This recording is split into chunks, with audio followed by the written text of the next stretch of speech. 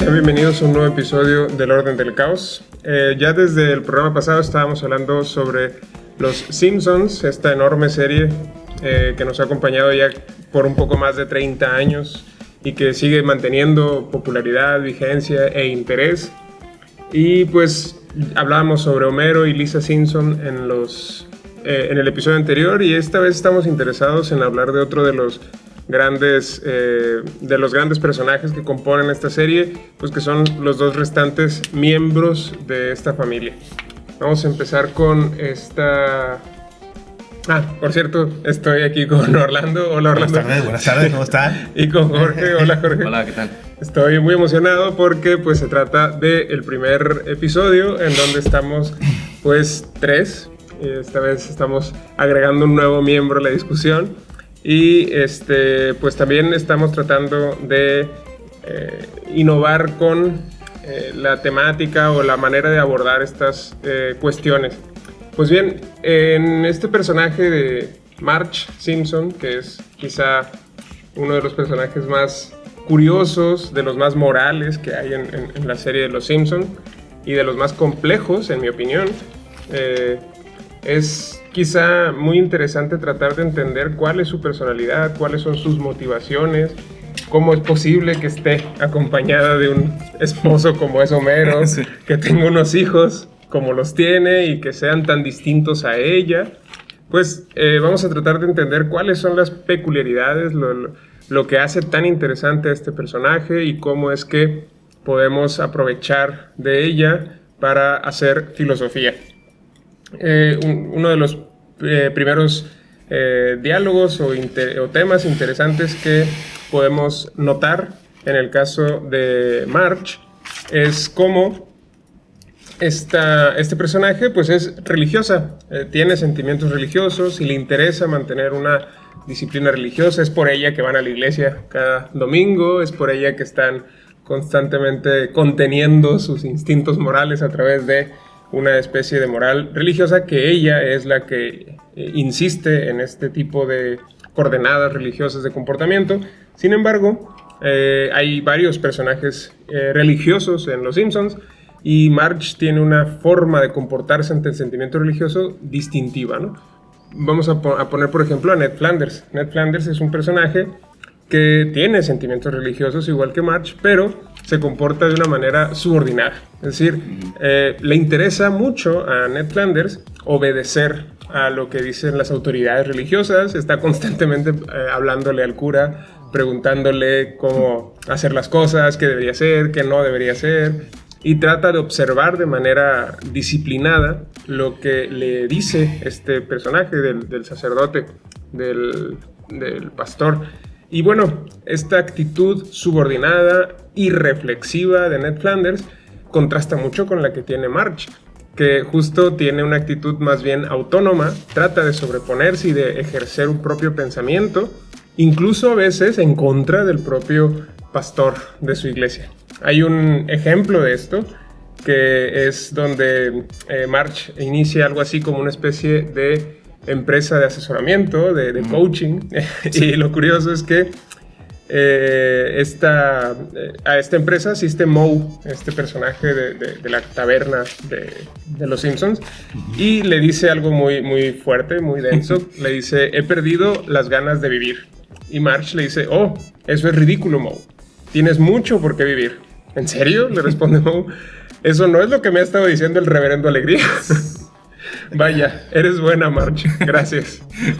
Y pues esto muestra cómo el pensamiento de Marge puede estar bastante lejano y bastante incluso contrario a lo que las autoridades religiosas de Springfield consideran que pues deberían de comportarse sus ciudadanos.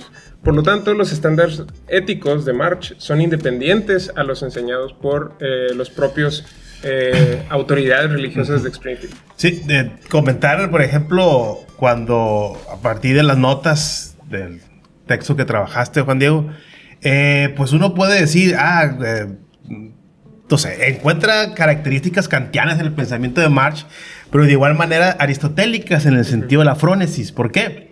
Recuerdo una frase de Kant que dice: hacer de juicios ajenos motivo del propio es heteronomía. Sí, la cuestión esta que Ned Flanders es totalmente necesita la guía y la iluminación de otra persona para que le diga qué hacer, pensar y determinar. Incluso no está con la capacidad de interpretar los textos ni su propia existencia, ¿no? Ahí está muy delimitada esa característica de Ned Flanders, totalmente sometido, sin independencia alguna. Y March, ¿no? Que March ahí logra hacer puente a manera de bisagra, no sé cómo decirlo, más que puente, una bisagra, porque permite la movilidad, la movilidad entre lo establecido y lo práctico que pues bueno, fue lo que me vino a la cabeza con las notas. Y igual, ¿no? Pues con la historia que uno ve en Los Simpsons.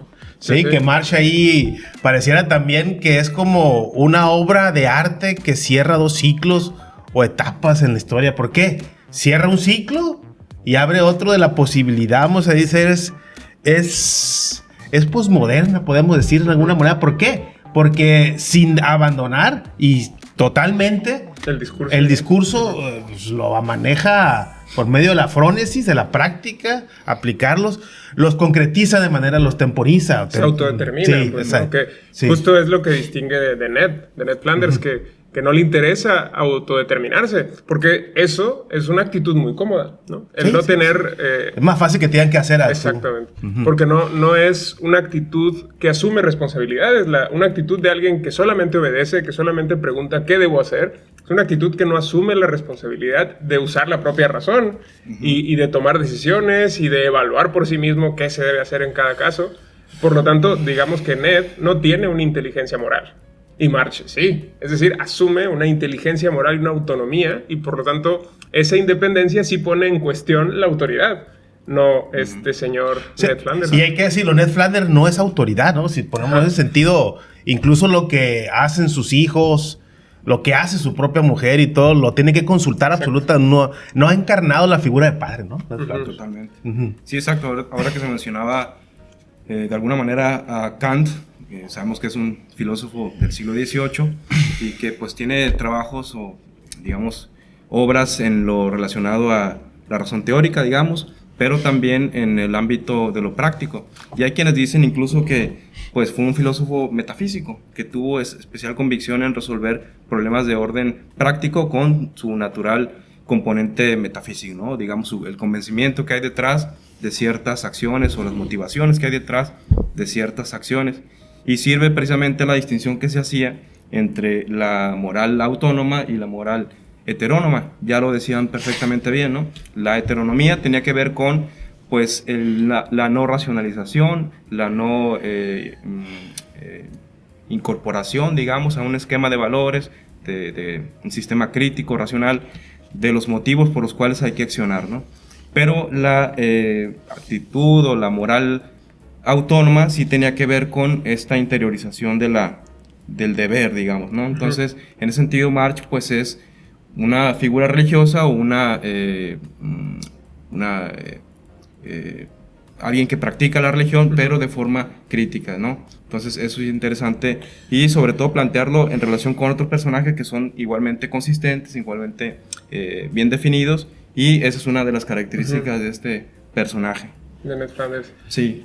Y otro de los aspectos que me parecen muy interesantes de March es su actitud pasional.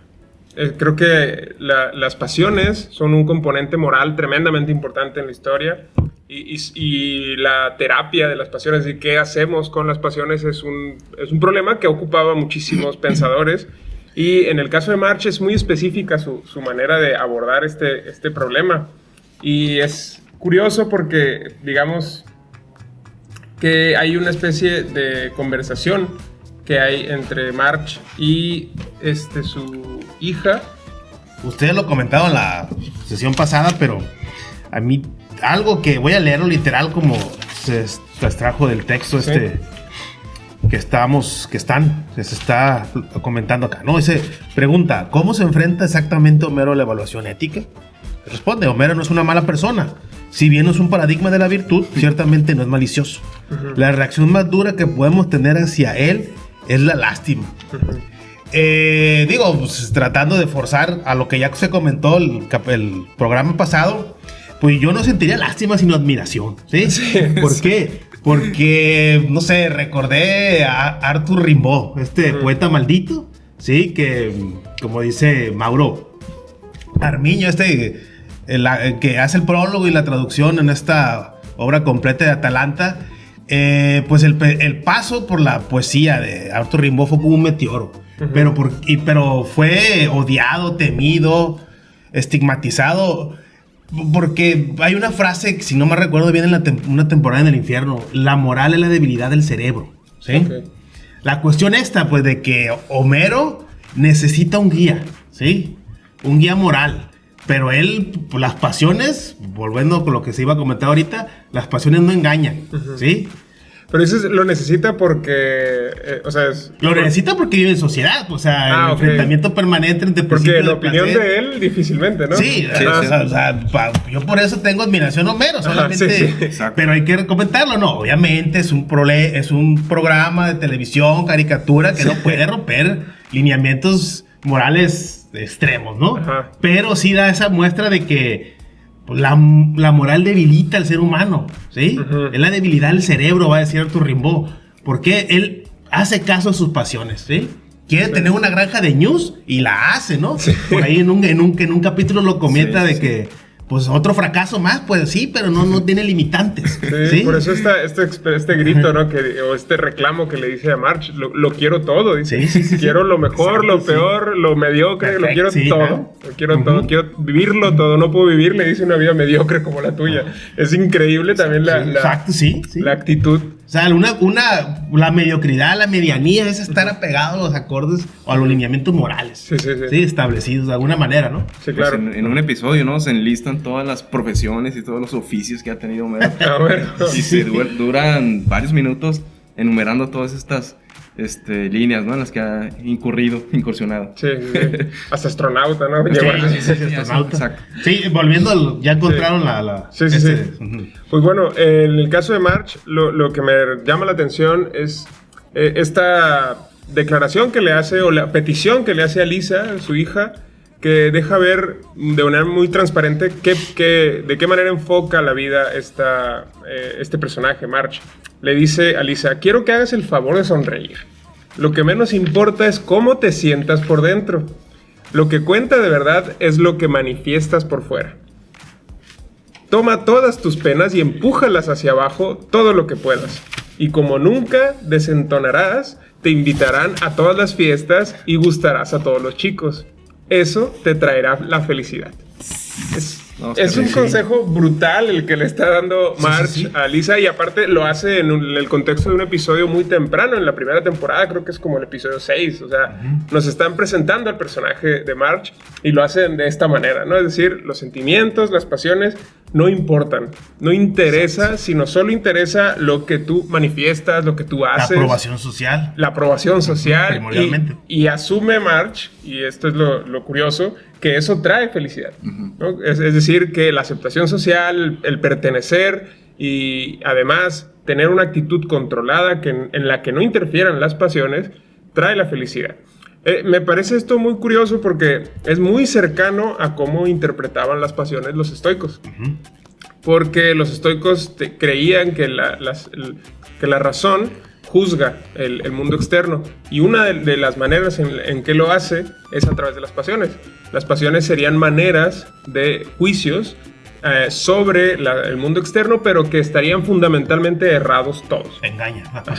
Son todos esos juicios de las pasiones son engañosos. Entonces la actitud del sabio ante las pasiones tendría que ser la apatía, ¿no? Y llegar a ese nivel de apatía total en la que tus pasiones ya ni siquiera aparezcan, ni siquiera involucren, ni siquiera importen, tal como le dice Marge, pues es ese estado de ataraxia, digamos, a la que llega justamente el sabio, en donde nada de lo que, bueno, ya no siente nada, para empezar.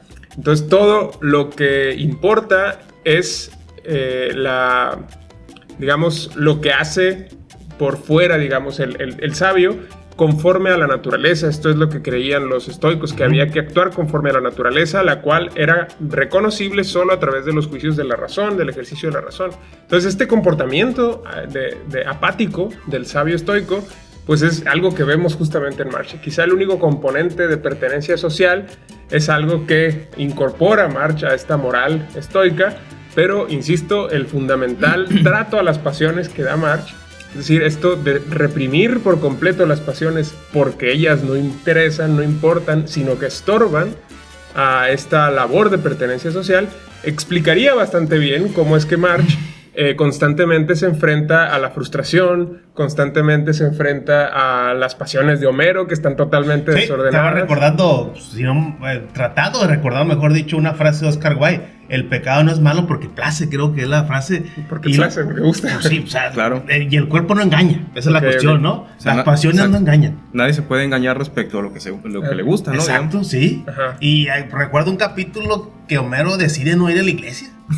Y es cuando conoce la figura ahí paternal de Dios, creo que se está quemando la casa, algo así, ¿no? Pero pues él nos dice, el pecado, lo que hizo Oscar Wilde de alguna manera y muchos otros, ¿no? Que el pecado no es malo porque place y no engaña aparte, ¿no? Las pasiones no engañan. Lo que nos engaña es el juicio. Ajá. Y el juicio, Exacto, que es razón, síntesis digamos. de representaciones, diría Kant, pero también las cosas son lo que se dice de ellas. ¿En qué sentido? La medianía, la que es la norma moral, la norma jurídica, que no dejan de ser morales, pues es tratar de que todos seamos y actuemos de determinada manera. ¿Y qué quiere decir? Igual. Ajá. ¿Sí? Sí. Sí, Pero es curioso porque March, quería decirlo con base en esto que dices de la razón, porque March no renuncia a la razón, sino que la utiliza de una forma diferente. No le interesa la razón especulativa, No. pero sí le interesa y mucho la razón moral. Por eso ejerce autonomía, porque es lo que decíamos antes, que no simplemente obedece a las autoridades eclesiásticas. Pero en la frase que estabas comentando tú, que le dice a Lisa de que hace eso, obedece, sé feliz, o muestra, o aparenta felicidad, Sí.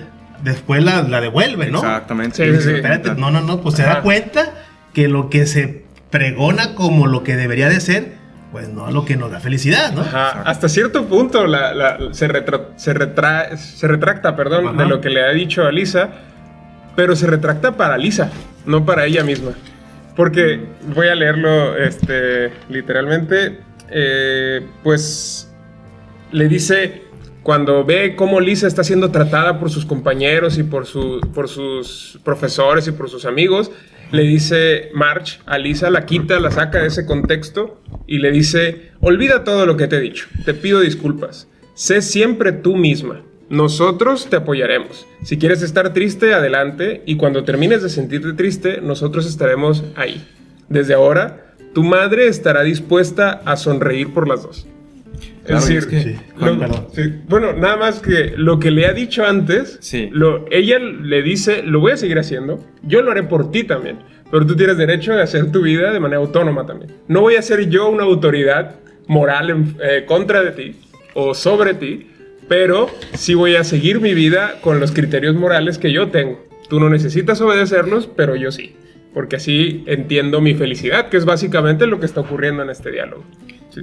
Sí, es que según esto habría posibilidad tal vez de entender dos niveles de estoicismo, o uno auténtico y uno inauténtico, por decirlo de alguna manera, porque represión no encamina de ninguna manera a esta ataraxia de la que se habla, ¿no?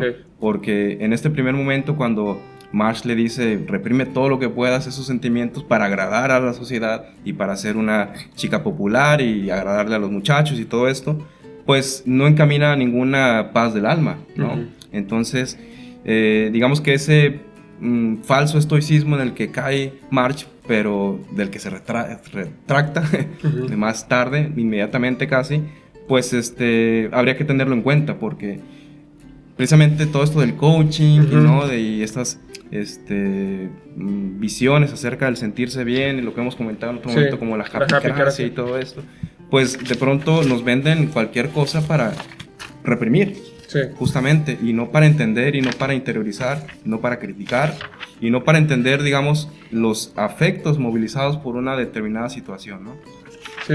Sí, digamos que no le estaba predicando de una manera correcta a March lo que ella misma hace, que es tener una conciencia autónoma y una razón autónoma de la moral. Total. Que eso es como vive March, como el ejemplo que vimos con Moe. Pero el consejo que le estaba dando de solamente reprime no contenía ese detalle de ejerce tu razón y demás. Entonces, quizá por eso la retracción por parte el hecho de que se retracte Marge es porque entiende que lo que estaba haciendo ella antes es ejercer una autoridad que estaría destruyendo justamente la racionalidad moral de Lisa. Y justo para prevenir esa destrucción de la racionalidad moral de Lisa, es que le dice, no, olvídalo, tú haz lo que tú quieras y yo reiré por las dos, básicamente. Buenísimo. Sí. Estaba pensando en Ned Flanders, pues que carece de racionalidad moral alguna. Ajá. Exacto. Sí, y no sé, yo no soy padre, ¿no? Yo sé que ustedes, creo que tampoco, ¿no? Pero hasta donde sabemos, no. Hasta donde sabemos, no, pero Muy yo bien. pensaría que, pues encarna, no sé, ¿no? Sí. Como dicen, no, nadie sabe ser padre, nadie sabe ser madre, no hay una escuela que te determine y te enseñe en totalidad cómo serlo, pero pues en Marge una figura materna, Sí. pues ya de envidiable, no Claro, sé, sí. ejemplar. ¿En qué sentido? Que juega en estos niveles de moralidad, pero también de frónesis o no permite o no acepta ciegas. Tal vez para ella no, como lo comentas tú, pero para su hija no, tú no puedes ser lo que se espera que la gente de ti que seas, ¿no? De alguna manera. Sí, claro. Sí. Sí, eso a mí me parece la parte más admirable de Marge, que en esta segunda parte, cuando se retracta, sí está siendo mucho más congruente con su forma, con su manera de vivir, y no en el primer consejo, ¿no? Que en el primer consejo, como dices, habría ahí una especie de estoicismo mal encaminado, digamos, porque es un estoicismo que conduciría a una mera represión y por lo tanto a casi una anulación del juicio moral. Exactamente. La conciencia. Ajá, La racionalidad. y ahí es donde estaría el grave error que Marge se habría dado cuenta y del cual se retracta, ¿no? Sí. No lo había visto así.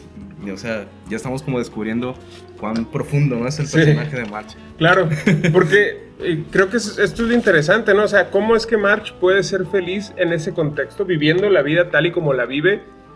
Puede estar feliz y tranquila con la familia que tiene, ¿no? Con su esposo, que es una bomba de pasiones y de que lo quiere todo y demás. ¿Cómo puede mantener Marge la calma o la ataraxia, ¿no? Es decir, es un ejercicio tremendo de represión de sus propias pasiones, de sus frustraciones que se ponen en este meme, ¿no? De que constantemente se dice, que Marge dice no, que constantemente reprime ahí, ¿no? Sí. Ahí estaría haciendo bolitas sus pasiones y metiéndolas en el estómago, que es curioso, ¿no? Pero hay capítulos, o sea, eso también como, no sé, freudianamente, pues reprime algo, pero hay capítulos en los cuales esa represión detona, ¿no? Por ejemplo, hay un capítulo que, no sé, que el orden cronológico, pero hay un capítulo donde se escapa con una vecina nueva que llega, ¿no? ¿No se acuerdan? Sí, que es perseguido por la policía. Hacen parodia esa de Thelma y Louise. Ándale, sí, es esa, ¿no? Que, no sé, adelante, ¿no? Porque yo traigo comentarios no ajenos al cuerpo del presente escrito, como dice su abogado, sino al momento histórico en el cual se llevó a cabo las primeras temporadas, ¿no? Porque yo tengo que confesarlo, no sé muy bien cómo está a mí me gustan mucho los Simpsons, parte de mi patos, vamos a decirlo así, es por los Simpsons, ¿no? Pero no sé el orden cronológico, pero hubo unas temporadas de los últimos años que se rompieron con esa genialidad, con ese cinismo, entre comillas. Sí, eso es común, ¿no? Que se deterioren las cosas cuando ya... Pero yo digo el momento histórico porque había otra serie que vi la fecha y es muy parecido. De 1989 a 1998 estuvo una serie, se llama Seinfeld. No sé si la vieron. Sí, genial. Sí, que también se ríe de absolutamente, sería políticamente incorrecta infinidad de capítulos que se llevaban a cabo igual que los Simpsons. Que ahorita sería incomprensible con la fragilidad, vamos a decir, y con el cuidado que ahora se tiene, o hipocresía, como dice un camarada, que no somos, moralmente somos más hipócritas, simplemente no nos animamos a decir lo que se decía anteriormente, ¿no? Lo sé, yo no digo que esté mal, sino todo lo contrario. Ni bueno ni malo, sino todo lo contrario. Pero también fue una época que marcó muy bien ahí Seinfeld y los Simpsons, porque Seinfeld también pero se bueno, todavía existen, creo, bueno, sí. elementos de la cultura popular que siguen haciendo esta tarea, ¿no? De ser críticos y de ser cáusticos, pero quizá esa idea de que esa crítica y esa ese comentario político por parte de los elementos culturales, quizás se ha perdido la idea de que eso es algo positivo. Es decir, confiar en que de esa manera logramos algo así como más libertad de pensamiento o así.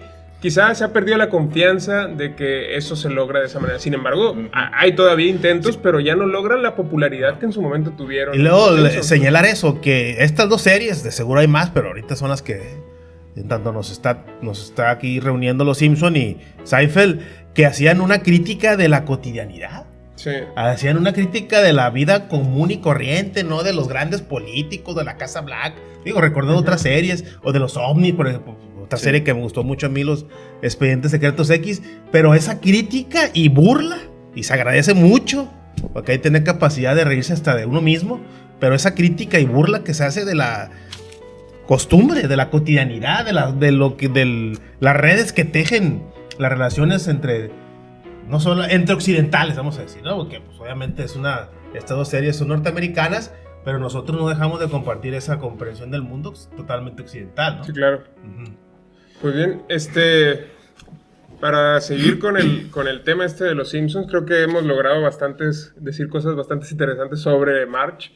Sin embargo, hay otro personaje, ¿no? Que es el que nos falta. Ya hablamos de Homero, hablamos de Lisa, hablamos de Marge y Bart. Nos falta, ¿no? Bart, que creo que es el típico adolescente con el que se sienten identificados muchos de los fans, nos sentimos identificados muchos de los fans de los Simpsons. Pues es también un personaje tremendamente interesante. Y lo que más me interesa de Bart es que podríamos llegar a pensar que se trata de alguien que pues quiere ver nada más el mundo arder y demás. Quiero resaltar que no es el caso, parece ser que no es el caso de Bart, que no es simplemente alguien que disfruta del caos, sino que parecería que su actitud es más bien una actitud de oposición a la autoridad. Es una actitud de rivalidad en contra de la autoridad. Y eso lo vemos en varios momentos. Por ejemplo, que aparentemente Bart no piensa de sí mismo que es malo. Eso es un detalle curioso y cómo me atrevo a decir eso, por una charla que tiene con Jessica, que era una niña que le gustaba. Ajá. Y que Jessica le dice, eres malo, Bart Simpson. Y Bart le dice, no lo soy, en realidad soy. Y lo interrumpe Jessica y le dice, sí lo eres malo y me gusta. Y entonces ahí Bart cambia completamente y le dice, soy malo hasta los huesos, cariño. Sí, cuando lo pone a lavar el piso, ¿no? O sea, sí. En latino lo tradujeron, ese diálogo, esa última afirmación de Bart, en latino pues dice Bart, soy una rata de alcantarilla. O sea, malos a los huesos. Sí, pero... Y es curioso cómo en este caso Bart, digamos que no le interesa ser malo. En este caso porque le conviene y porque sabe que está quedando bien con esta Jessica. Pero aparentemente Bart no tiene malas intenciones. Simplemente que disfruta y le place poner en juego al sistema. Poner en crisis al sistema, ¿no? Y eso, justamente el hecho de probar los límites del sistema, es quizá lo que le motiva o le da la adrenalina que él busca. Digamos. Más allá de la estructura familiar de los Simpsons, bueno, no más allá, en la estructura familiar de los Simpsons se ve muy bien reflejada la composición, la formación de la Bildung de Bart, las pasiones de Homero y la moral práctica porque la moral práctica hace lo que le conviene, ¿no? La racionalidad de Lisa, porque ahí Lisa, sí tiene una moral especulativa. Ella disfruta de reflexionar y de la razón ensimismada y demás, y la antepone por encima de todo. Marge no es así, tiene una racionalidad moral que le interesa mucho su familia, el bienestar y demás, aunque la razón dijera otra cosa, a Marge no le interesa más no sé si lo leímos lo leí en las notas que me compartieron, pero también comentar que Lisa se da cuenta que, no sé, una racionalidad en extremis, pues tampoco es beneficiosa, ¿no? Porque hay un capítulo que lo comentas, ¿no? De que hacen una república los nerds y unos señores ahí, el que vende tiras cómicas, Skinner y otros personajes, no recuerdo, pero se da cuenta que también es cualquier extremo, ¿no? Es inviable. Sí. Es inviable. Sí, Es curioso, ese es uno de mis episodios favoritos porque el final, que no lo comentábamos en ese momento, pero el final de ese episodio es que llega Stephen Hawking y rescata a Lisa de la revolución. En un helicóptero, Sí, digo, en su silla. Sí. Pero cuando lo rescata le dice, no, es que ustedes por confiar demasiado en su propia razón se volvieron ingenuos. Toda racionalidad es ingenua, ¿no? Le termina diciendo, incluso usted, le pregunta a Stephen Hawking, ¿usted también es ingenuo? No, yo no. Sí. Él dice, no, yo no, yo soy mucho más inteligente que eso. O sea, la razón está condenada, digamos, a que en su mismidad se contradice, o encuentra su propia contradicción. Exactamente. Exacto. Pues bueno, en el caso de Bart, que ya hicimos este repaso, Bart no es consistente con ninguna de estas opciones, ¿no? Bart parece que estaría articulando su propia personalidad en contra del sistema, por ejemplo, de su escuela, que parece que el que más le disfruta poner a prueba. Pero quiero insistir en ello, Bart le resulta placentero poner a prueba el sistema y cuando el sistema falla o cambia, a Bart deja de interesarle. Exacto, sí. Por eso es donde creo está la clave para entender qué tipo de personaje es Bart.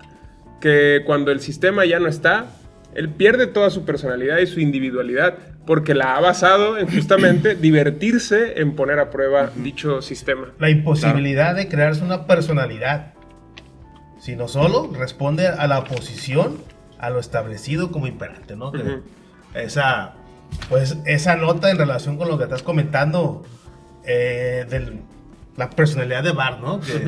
Pero también Bart da señas y muestras de experimentos con él mismo, ¿no?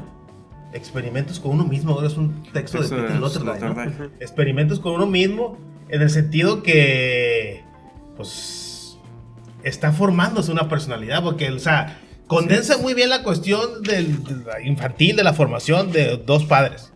Y también esa cuestión infantil que es la formación de una personalidad, experimentando con aquello que piensa que puede llegar a ser y se enfrenta y se da cuenta que por sí mismo, que las cosas no son como él piensa que son, ¿no? Pero eso es justo lo que me interesaba señalar, que en mi opinión, Bart no tiene tanto interés en definir el sistema o en cambiarlo o simplemente parece que lo que disfruta es ponerlo a prueba y en demostrarle al propio sistema sus incompetencias, ¿no? Es algo que pasa en política, ¿no? Que cuando un opositor está tan acostumbrado a hacer oposición, luego si le llega a tocar ser gobierno, le resulta difícil ejercer el poder ahora. Por eso en el caso de Bart, simplemente no es que le resulte difícil ejercer el poder, sino que le resulta imposible y no le interesa en lo absoluto ejercer un poder de autodeterminación, por ejemplo, o de estar a favor del sistema, por ejemplo, cuando el sistema parece que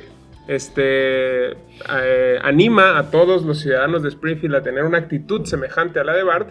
Cuando ya todos están teniendo una actitud semejante a la de Bart, a Bart ya no le interesa. Es decir, no le interesa el sistema en lo absoluto. Le interesa poner a prueba y demostrar las inconsistencias de un sistema, ¿no? Esto quizá es lo que en algunos movimientos anarquistas son. Es decir, los movimientos anarquistas en muchos casos no intentan poner, por obvias razones, no les interesa poner un poder sustituto. Les interesa mostrar las grandes inconsistencias e incongruencias que trae consigo el poder. Pero muchos tienen una conciencia de que el poder es un mal necesario, por decirlo de alguna manera. Entonces, el anarquista es muy parecido al utópico en este sentido, ¿no? Y creo que Bart caracterizaría un comportamiento anarquista, pues debido a que lo que disfruta es demostrar las inconsistencias del poder. También. Un momento en el que se ve especialmente esa situación que mencionas es cuando... No recuerdo el motivo, la razón por la cual Skinner deja de ser director de la primaria y entra en sustitución Flanders. Y de alguna manera Bart entra en conflicto porque tenía una especial relación de dependencia de alguna forma con este personaje, que era la autoridad. ¿Y por qué entra en conflicto? Porque este sustituto, Flanders, no le representa la autoridad, ¿no? Entonces... de alguna manera esa identidad que había ido generando en función de esa autoridad ya no es más. Entra en un conflicto identitario porque aquello que le daba los motivos para ser quien era o experimentar o ensayar quién podría ser, ¿no? Ejerciendo el deseo o haciendo esa prueba ante sí mismo o consigo mismo, pues ya no funciona. Entonces se vuelve a poner en evidencia no sé cómo decirlo, el carácter débil o el carácter diluido del personaje de Flanders, ¿no? De Flanders. Sí. Sí, porque ya no da castigos, sí. Ya no es opresor. Vas a la dirección y le das dulce a todo. Sí. Entonces, como ya no es represor y pues en ese sentido le deja de interesar a Bart al punto en el que dice que extraña, ¿no? A Skinner. Ajá. Que no solo como enemigo, no solo como amigo, que también lo habría entendido así Bart, sino que lo extraña fundamentalmente como enemigo, ¿no? Es decir, como oposición, digamos. No, sí. También la imposibilidad de Bart de encontrar un sentido en el aparente sinsentido, ¿no? Poder responder a un engranaje, a una forma que también nosotros acá estamos comentando, pero pues, también así Bart Simpson es un niño, ¿no? O sea, sí, claro. O sea, tiene esa imposibilidad y el personaje lo refleja muy bien porque se le agotan las posibilidades y mejor opta por lo que ya conoce, ¿sí? Sí. De alguna manera. Claro, y eso de experimentar con uno mismo también se ve, por ejemplo, que ahí justo cuando el coaching les enseña a todos en Springfield a ser más como Bart, como el ángel caído, porque sí. ¿Cómo te llamas? Ángel caído, dice. Bart tiene este diálogo con Lisa, que es muy interesante lo que le dice Lisa. Aquí está. Sí. Le dice Bart a Lisa, todos en la ciudad están actuando como yo. Entonces, ¿por qué apesta, no? ¿Por qué no me gusta? Lisa le responde, es simple, Bart. Te has definido a ti mismo como un rebelde y en ausencia de un entorno represivo, tu naturaleza social ha sido cooptada. Y Bart responde sarcásticamente, sí, ya entendí. Lisa insiste, desde que este tipo de autoayuda llegó a la ciudad, has perdido tu identidad. Entraste al engranaje de la sociedad hipersimplificada de la comida instantánea. Bart, ¿y qué hago? Lisa, bueno, es tu oportunidad de desarrollar una nueva y mejor identidad. Puedo sugerir noble y sumisa. Bart le responde, me parece bien, dime qué hago. Le parece bien, creo yo, en mi opinión, porque es justo lo contrario a lo que está pasando en el sistema, ¿no? Es decir, ya no sabe cómo ser contrario a un sistema que ahora es como él. ¿Sí? Por eso perdió su identidad, ¿no? Pero lo curioso es cómo es capaz de ahora volver a experimentar consigo mismo y decir, me cambio mi personalidad porque me resulta imperativo ir en contra de este sistema que ahora ya no entiendo, que ahora ya no reconozco, pero que quiero ir en contra de él. Es, insisto, la nota dominante del carácter de Bart. Ir en contra de un sistema, en este caso del de Skinner era un sistema represor y en este otro caso que era un sistema, digamos, de dejar hacer y dejar pasar, pues se vuelve ahora Bart noble y sumiso, ¿no? Para ver si eso le resulta igual de divertido. Sí. También podemos comentar Bart y pues, haciendo referencia a Hegel. Oh, sí. Amo y esclavo, ¿no? Ajá. Dialéctica. Sí, sí. De hecho, sí, creo que es entendible, es muy explicable la identidad de Bart en función de este esquema conceptual, ¿no? Propuesto por Hegel entre estas dos figuras, el amo y el esclavo. Porque digamos eso, se da una relación de dependencia entre quien funge como amo y quien está en la situación de esclavo, ¿no? En esta situación de subyugación. Y es interesante ver porque, digamos, no obstante exista una figura, digámoslo así, arriba y otra abajo, lo cierto es que también quien está arriba necesita de la figura que está abajo, porque sin esa subyugación o sin esa subordinación, pues sencillamente no habría esa posición, digamos, superior, ¿no? Entonces, eso de alguna manera revela que, pues, detrás de esa relación vertical podría haber también la posibilidad de reconocer, digamos, una admiración velada, porque, digamos, tú te enfrentas o tienes un némesis, un enemigo, no tanto porque, digamos, haya conciencia clara de por qué es así, ¿no? Sino en el fondo hay una admiración podríamos decir que Bart admira a la figura de Skinner por ciertas características y de igual manera Skinner podría admirar ciertas características de Bart, ¿no? Y de ahí esa relación, no quisiera decir tóxica, pero así de alguna manera dependiente, ¿no? Sí, porque se legitiman el uno al otro. Exactamente, esa es la palabra. Sí, digo, eso deja demostrado la cuestión de la artificialidad del ser humano, ¿no? ¿En qué sentido? Pues la dialéctica muy esclavo. Estoy recordando un texto de Jacques Rancière que se llama Odio a la democracia, ¿sí? Que tiene que ver con esta cuestión que es pura artificialidad. O sea, en cualquier momento el siervo, el esclavo, puede levantarse y asesinar al amo, ¿no? O sea, necesitamos esa... Otra vez viene Arthur Rimbaud, la vida es la farsa que todos debemos representar, ¿no?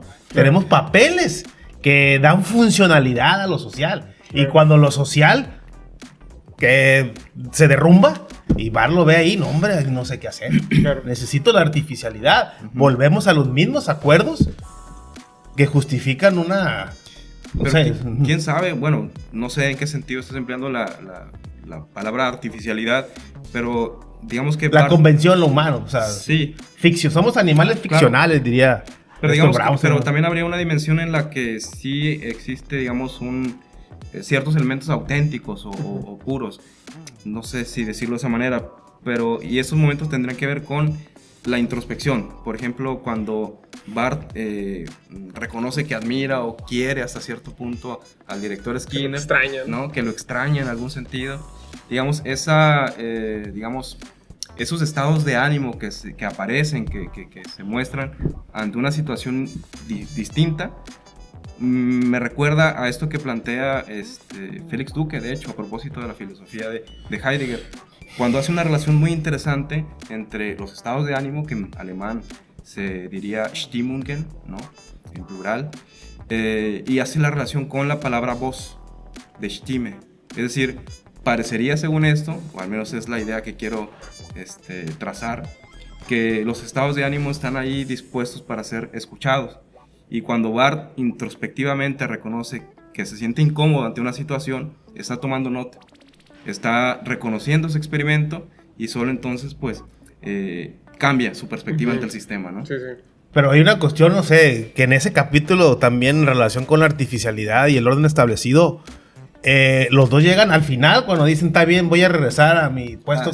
Renuncian a la amistad, al sentir auténtico, sí, porque se da cuenta que lo que le interesa es la función que tiene Skinner en su vida, no él como persona, ¿no? También ahí se ve reflejado. Vuelve a pactar esa otra que tenía. Pero eso es muy psicoanalítico, ¿no? Porque la negación del goce es justamente lo que permite que el goce se dé. Exacto. O sea, decir que no, yo no hago eso, negar el goce en ciertas maneras. El principio de realidad frente al principio de placer, ¿no? El deseo, digamos. Ajá. Y en ese sentido, para ellos era importante, al asumir de nuevo los roles que disfrutan, negar lo que subyace, que es un placer que subyace a ambos, ¿no? Y para poder interpretar ahora la ficción, digamos, de el policía y el perseguido, esa ficción que los dos disfrutan aparentemente, por eso son amigos en el fondo, es necesario negar esa amistad para poder que las dos personalidades funcionen.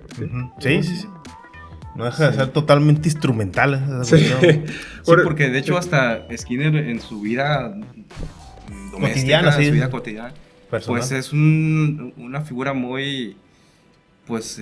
aburrida. Muy aburrida, ¿no? Vive con su mamá. Y su mamá lo respeta, ¿no? En su caso. Sí. Parecería que sin el rol de director, pues se diluye por completo, ¿no? Ajá, se le disuelve la personalidad, pues que es lo que le pasa, ¿no? Justamente. Y que Bart, tiene un valor muy importante para afianzar esa identidad. Claro.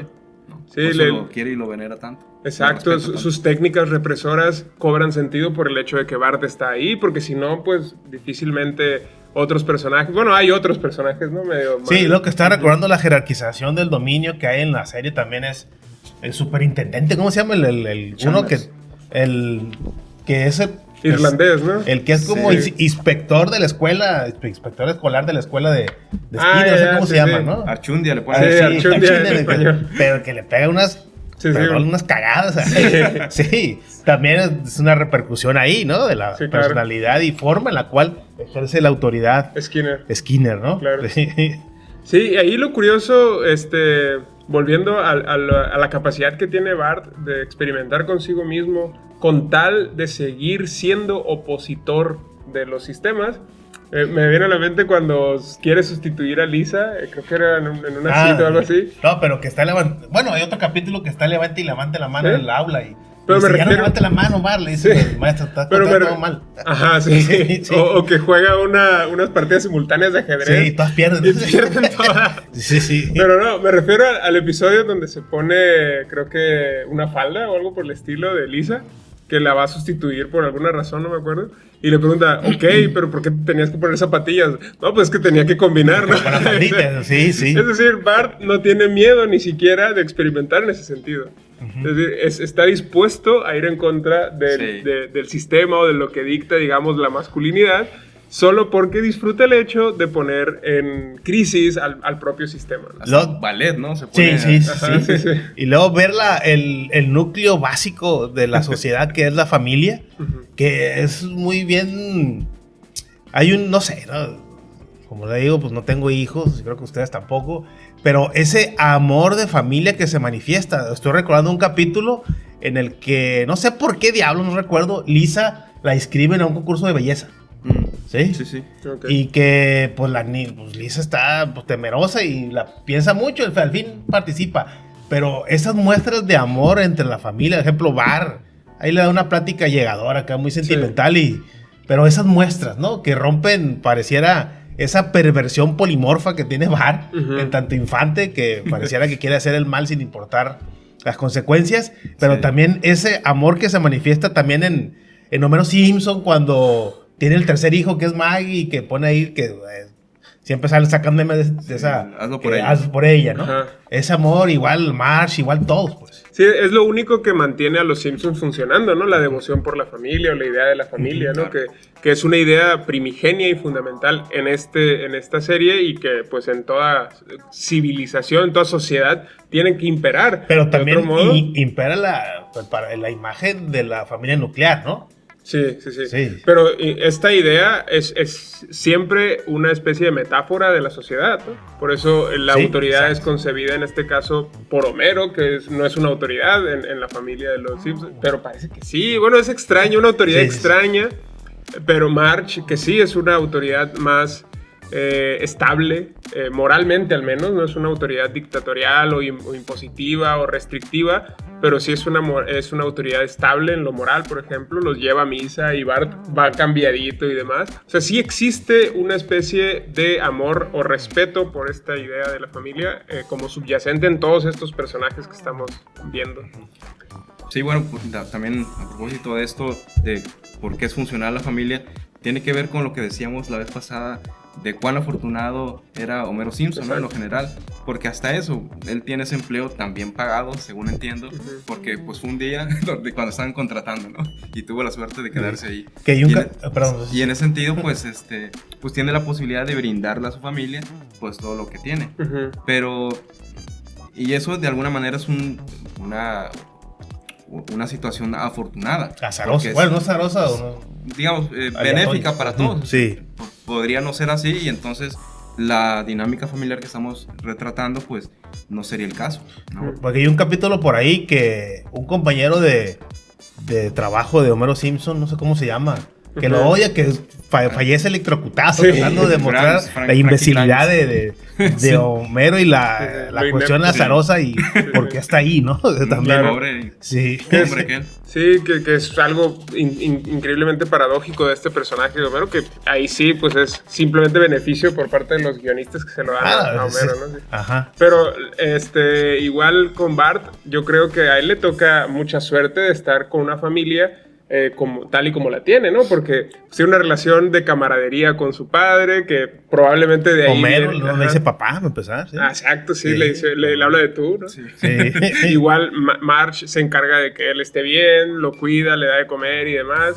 Lisa, que lo saca de muchos apuros y demás. Entonces, todo eso le permite justamente a Bart tener esta actitud experimental con su vida y de reto constante a las autoridades, sin que esto implique, pues, digamos, en menoscabo de su persona, ¿no? Que en todo caso vemos que las personalidades como Bart normalmente suelen tener resultados digamos, no muy venturosos. Y en el caso de Bart no se trata de eso debido a que tiene esta compañía. Pues. Claro, no le genera, ¿cómo se dice? No tiene complejos, ¿no? Claro, ajá. Sí. Y como manera personal, un plus para mí que tienen los especiales de Halloween, ¿no? Sí, o sea, es para mí la mejor época del año y ellos tenían un capítulo especial, ¿no? De hecho es el primero de cada temporada, ¿no? Sí, no, sí, no te digo, no, la cronología y esas cuestiones de detalle, no. Es el primero de cada temporada. Sí. Pues bien, con esto vamos a concluir este episodio. Espero lo hayan disfrutado. Les pedimos que nos sigan a través de las redes sociales, a través de Facebook, Instagram, TikTok y YouTube. Síganos también los lunes a las 3 de la tarde a través de Radio UAS para más contenido y nos estaremos viendo en próximos episodios. Muchas gracias. Hasta luego.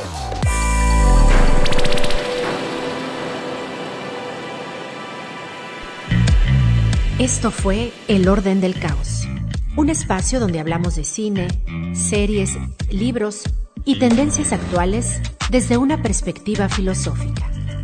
Un programa de la Facultad de Filosofía y Letras, conducido por Marco Sanz y Juan Diego Béjar. El Orden del Caos, donde la única condición es pensar. Hasta la próxima.